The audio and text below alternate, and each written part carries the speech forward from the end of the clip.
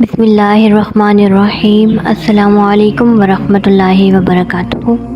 دوستو، نبی کریم صلی اللہ علیہ وآلہ وسلم پر جب پہلی 5 آیتیں نازل ہوئیں تو آپ کے قلب مبارک پر لرزہ طاری ہو گیا۔ آپ واپس گھر آئے، حضرت خدیجہ کے پاس آئے اور فرمایا مجھے کمبل اوڑھاؤ۔ تو لوگوں نے آپ صلی اللہ علیہ وسلم کو کمبل اوڑھا دیا۔ جب آپ کو سکون ہوا تو حضرت خدیجہ سے تمام ماجرا بیان کر کے فرمایا کہ مجھے اپنی جان کا خطرہ ہے۔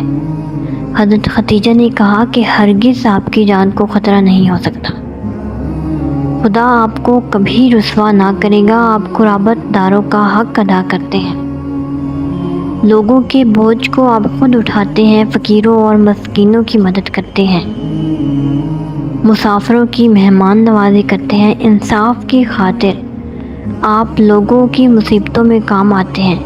پھر آپ صلی اللہ علیہ وآلہ وسلم کو لے کر وہ ورقہ بن نوفل کے پاس گئی،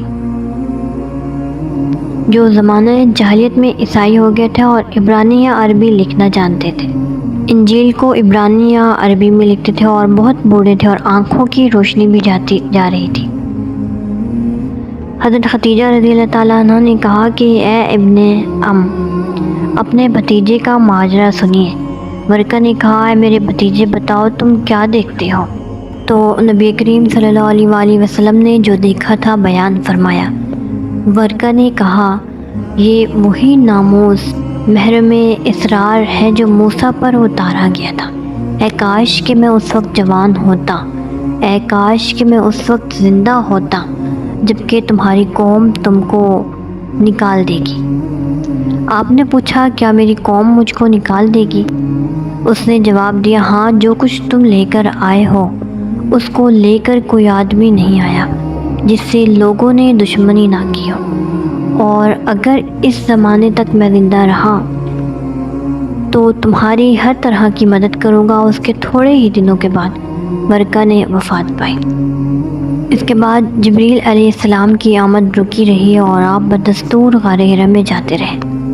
اس اثنا میں ایک دن آپ صلی اللہ علیہ وآلہ وسلم غار ہرا سے نکل کر اور پہاڑی سے نیچے اتر کر جب میدان میں پہنچے تو غیب سے ایک آواز آئی۔ آپ علیہ الصلوۃ والسلام نے فرمایا میں نے آگے پیچھے دائیں بائیں دیکھا تو پھر نگاہ آسمان کی طرف اٹھائی تو دیکھا کہ وہی فرشتہ جو پہلے غار ہرا میں نظر آیا تھا آسمان اور زمین کے بیچ میں تخت پر بیٹھا ہے۔ میں مرعوب ہو کر گھر واپس آیا۔ اس کے بعد حضرت جبریل کی پے در پہ آمد شروع ہو گئی۔ جبریل جب وحی لے کر حضور صلی اللہ علیہ وسلم کی خدمت میں آتے تو آپ جلد اپنی زبان سے ان کے الفاظ کو ادا کرنے لگتے۔ اس پر حکم ہوا وحی کے الفاظ کے ساتھ اپنی زبان کو عجلت طلبی کے لیے جنبش نہ دو، اس کی حفاظت اور قرآن اور قرات کا فرض ہم پر ہے۔ اس کے بعد جبریل علیہ السلام نازل ہوتے تو آپ خاموشی سے سنتے اور ان کے چلے جانے کے بعد آپ اس کو پڑھتے۔ بارگاہ نبوی صلی اللہ علیہ وآلہ وسلم میں جبریل کے آنے کا کوئی وقت متعین نہ تھا۔ صبح و شام، روز و شب، صلح جنگ، ہر وقت فیضان الہی کا چشمہ ابلتا رہتا تھا۔ حضرت عائشہ رضی اللہ تعالیٰ عنہ سے روایت ہے کہ ایک دفعہ آپ نصف شب کو سوئے تھے کہ اٹھ کر بقیع کے قبرستان میں تشریف لے گئے۔ صبح کو آپ علیہ الصلوۃ والسلام نے فرمایا کہ رات جبریل علیہ السلام نے مجھے پیغام دیا کہ میں اس وقت بقیع جا کر لوگوں کی مغفرت کی دعا مانگوں۔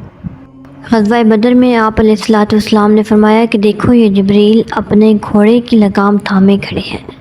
غزوہ خندق سے جب مسلمانوں کی فوج لے کر حضور صلی اللہ علیہ وآلہ وسلم واپس آئے اور ہتھیار کھول کر غسل فرمایا تو جبریل نے سامنے آ کر کہا کہ آپ علیہ الصلوۃ والسلام نے ہتھیار کھول دیے، حالانکہ ہم اب تک مسلح ہیں اور بنو قریظہ کو ابھی ان کی غداری کا صلہ دینا ہے۔ اس کے علاوہ سب سے زیادہ جبریل علیہ السلام کی آمد آپ کے پاس ماہ رمضان میں ہوتی تھی، جس میں وہ ہر روز آ کر آپ سے قرآن مجید سنتے تھے اور خود آپ کو سناتے بھی تھے۔ جبریل اس وقت بھی آتے تھے جب آپ علیہ الصلوۃ والسلام لوگوں کے مجمع میں بیٹھے ہوتے تھے، لیکن جو کچھ آپ دیکھتے اور سنتے تھے وہ عموماً اوروں کو دکھائی اور سنائی نہیں دیتا تھا۔ ایک دفعہ آپ علیہ الصلوۃ والسلام حضرت عائشہ کے ساتھ بیٹھے ہوئے تھے۔ آپ نے فرمایا، اے عائشہ، جبریل علیہ السلام تم پر سلام بھیجتے ہیں۔ انہوں نے کہا، یا رسول اللہ، آپ وہ دیکھتے ہیں جو میں نہیں دیکھتی۔ انجیل میں ہے کہ روح القدس کبوتر کی شکل میں حضرت عیسیٰ پر اتری۔ حضرت ابو ہریرہ رضی اللہ تعالیٰ عنہ روایت کرتے ہیں کہ ایک دن حضور صلی اللہ علیہ وآلہ وسلم لوگوں کے ساتھ باہر بیٹھے تھے کہ اتنے میں ایک شخص آ کر آپ علیہ الصلوۃ والسلام کے پاس بیٹھا اور سوال کیا کہ ایمان کیا ہے؟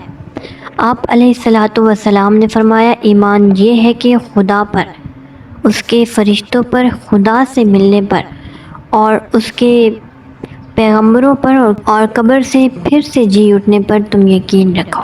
اس نے پھر پوچھا کہ اسلام کیا ہے؟ جواب دیا کہ تم خدا کی اطاعت کرو اور کسی کو اس کا شریک نہ بناؤ اور نماز پڑھو، زکوٰۃ دو، مفروضہ دو، روزے رکھو۔ اسی نے کہا، اور احسان کیا ہے؟ ارشاد ہوا، احسان یہ ہے کہ تم خدا کو اس طرح پوجو کہ گویا تم خدا کو دیکھ رہے ہو، کیونکہ اگر تم اس کو نہیں دیکھتے تو وہ تمہیں دیکھ رہا ہے۔ اس نے پھر سوال کیا کہ قیامت کب آئے گی؟ آپ علیہ الصلوۃ والسلام نے فرمایا، مجیب اس باب میں سائل سے زیادہ واقف نہیں، البتہ میں تمہیں اس کی علامتیں بتاتا ہوں۔ جب لونڈی اپنے آقا کو جنے اور اونٹوں کو چرانے والے بڑی بڑی عمارتیں بنانے لگے۔ قیامت کا علم ان پانچوں باتوں میں سے ہے جن کو خدا کے سوا اور کوئی نہیں جانتا۔ پھر آپ نے یہ آیت تلاوت فرمائی۔ ترجمہ کچھ یوں ہے کہ قیامت کا علم خدا ہی کو ہے۔ وہ شخص اس کے بعد اٹھ کر چلا تو آپ نے صحابہ سے فرمایا کہ ذرا اس کو واپس بلا لو۔ لوگوں نے ادھر ادھر دیکھا تو کچھ نظر نہ آیا۔ یہ جبریل علیہ السلام تھے جو تمہیں تمہارا دین سکھانے آئے تھے۔ تو گائز، آج کی ویڈیو کو میں یہیں پر اینڈ کرتی ہوں۔ انشاءاللہ نیکسٹ ویڈیو میں پھر اسی ٹاپک کے ساتھ ملتے ہیں، اور آج کی ویڈیو کیسی لگی اس کے بارے میں اپنی رائے کا اظہار ضرور دیجیے گا، اور جو نیو آئے ہیں چینل پر وہ چینل کو ضرور سبسکرائب کریں اور مجھے سپورٹ کرتے رہیں۔ تھینک یو سو مچ۔ اللہ حافظ۔